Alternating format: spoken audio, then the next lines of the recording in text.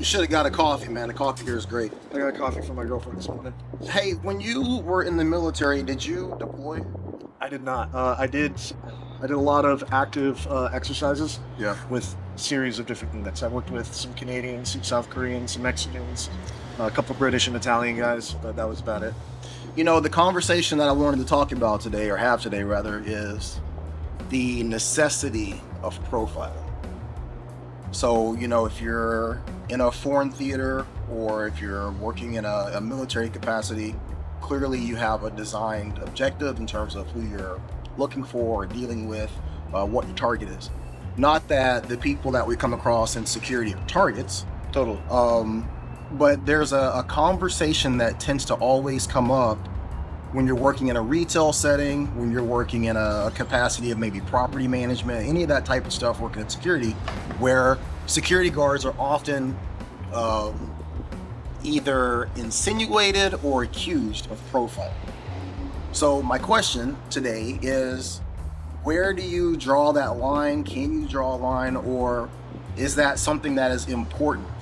I don't really know how to phrase the question, but is profiling necessary when you're working in law enforcement or you're working in security? What are your thoughts? It's difficult for me because I see a huge stark difference between law enforcement and military, despite law enforcement being an inherently paramilitary organization. Yeah. I think that there is a stark difference because in the military we have these things called Block 1, Block 2, Block 3 environments. Okay. I was a combat engineer, so we were trained to work in a lot of scenarios where there may be a civilian presence. Okay. So I forget which one, which order it goes, but Block 1, I believe, is this is 100% civilian. This is like a 95% civilian presence with 5% enemies baked in. We don't know where they are. Yeah. So you need to have maximum discretion. Block 2 is, this is a city full of hostiles. We haven't had the chance to clear the civilians. Okay. Block 3 would be everything from here on out is hostile. Okay.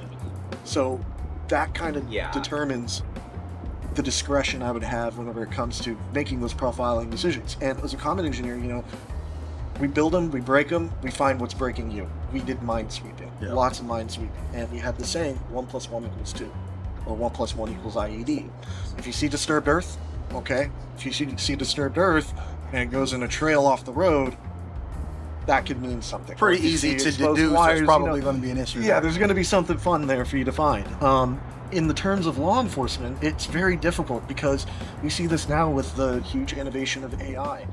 New York tried to use AI to identify faces at CCTV cameras around cities, but it was mistargeting African American people because their darker complexion made it harder for the AI to determine certain facial features. Bone structure, wrinkles, everything. It just made it extremely difficult. So they shut it down because it was racially profiled. Yeah. Whenever it comes down to the individual, the issue I see with profiling is whenever someone goes too long unchecked with it. It's yeah, I'm not going to ramble about it, but I think that it very much comes down to individual discretion and accountability.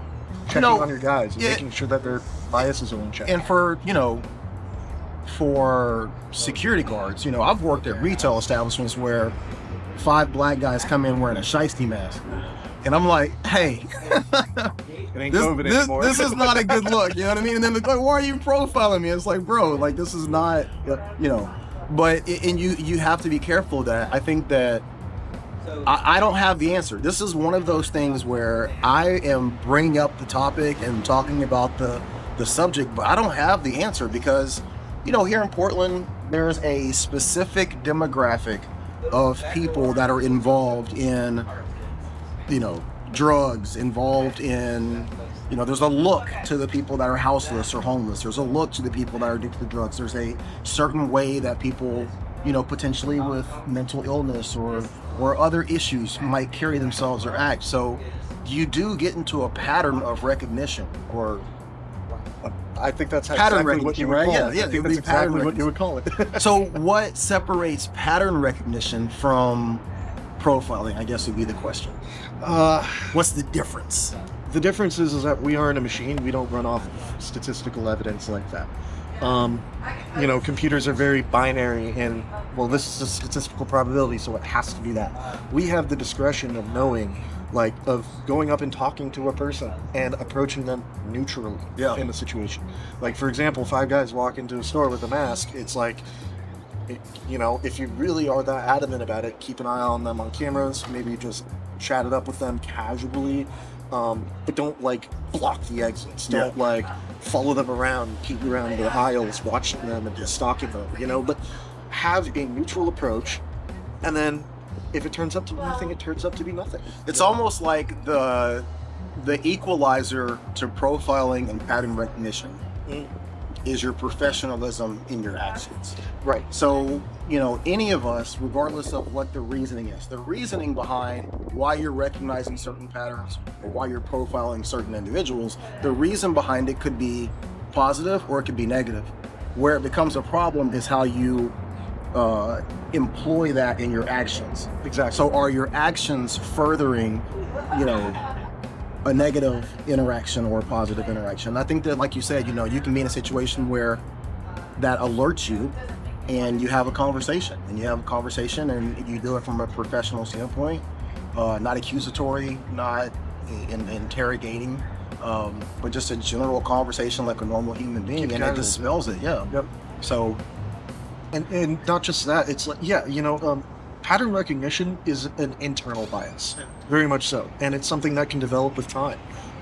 Jadedness is another word for it, but it depends on how you use it. I see. It's a form of bait. It's a form of bait that only exists inside of you. If you see a situation and your pattern recognition alarms are going off, it's like, okay, I'm being lured in by bait. Yeah. Am I going to be a fish and fucking take the bait? Or am I going to kind of pace around it, see what happens, and then determine, okay, that's a hook or that's a dead fish? And this is one of those conversations where, if you're talking about use of force, it's so easy to say, unless there is a viable, visible, articulable threat, you don't engage. When it comes to pattern recognition and profiling, there's no way to teach someone where that line is and where not to cross that line. But you're so responsible for it, because if you violate someone's rights or if you unjustly profile someone, you're going to be held responsible and accountable for that as a security guard. So you personally, right? So we can't give information or ideas in terms of what to do or what not to do, but what would be the most important thing that you would say is to keep in mind when you're working in security? Remember why you're in security. You're there to de-escalate. You're there to protect. You're there to secure. Actively giving into those biases and that pattern recognition in a potentially negative way, that is seeking out a conflict. Ooh. That is actively seeking. I like that. That's that bait. You're going for the hook. Yeah. If you go for the hook, it's going to cause a scene. Yeah. You just got to know when you're the one engaging in the conversation in a bad way versus look for who's going to initiate it. Don't be the one to initiate. As crazy as it sounds, I really try to get, I keep this for myself, but I also try to tell other officers, as hard as it is, you have to be reactionary. You can never engage. You can never anticipate. You can have that anticipation, but your actions, you only have to be there for a response. You're not to go seeking out something. You're not to go finding the issue to take care of it. You have to be the responsive in terms of your actions. And a lot of times people go, well, if I do that, X, Y, and Z might happen. I get it. But in terms of liability and you not being on the hook for something, if it doesn't go that direction, the only way that you can do that is if you only respond. Yep, exactly. And, as per escalation of force, there are certain things that you may not even be directly doing that could initiate something. So, yeah, hand on your gun. And you may not even be a threat, but all of a sudden, not just the person you may be aggressing, everyone around you. That's an area of effect thing. That's going to do something to the whole area, because that signals, samurais don't draw their swords unless they need to kill, etc. I like that. Yeah. You don't want to be that guy. All right, guys, I want to know what you think in terms of pattern recognition and profiling. Is it a needed positive for private security, or is this a problem? Is it something that needs to be addressed? How can we train? How can we train officers to not violate these two aspects, but also not put themselves or the property or the people that they're working with or working for in harm's way by not reacting to things that honestly could be an actual threat. I want to know what you think. If you haven't, please like, share, and subscribe. And as always, we appreciate you being here. Be great.